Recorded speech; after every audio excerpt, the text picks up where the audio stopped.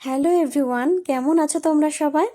আমি তো বেশ ভালোই আছি, কারণ শীতকাল পড়ে গেছে আর শীতকালটা আমার খুব ভালো লাগে। গরমকালটা একদম ভালো লাগে না, গরমটা সহ্য হয় না, খুব বিরক্তিকর লাগে। যার কারণে এই শীতে মন মেজাজটাও বেশ ফুরফুরে থাকে।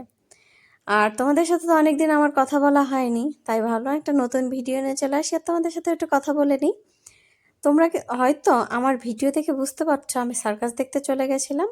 হ্যাঁ, আমাদের বোলপুরে বেশ কিছুদিন ধরেই সার্কাস চলছিল, তো সুপ্রিয় আমাকে নিয়ে গেল।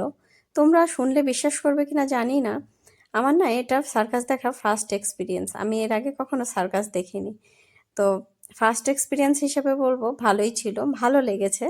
আর অন্যরকম একটা সন্ধে কাটাতে পেরেছি, যার জন্য খুবই ভালো লেগেছে। তোমরা কে কে সার্কাস দেখেছো আমাকে কিন্তু অবশ্যই কমেন্ট করে জানিও। তো আজকে এইটুকুই, ভালো থেকো তোমরা সবাই।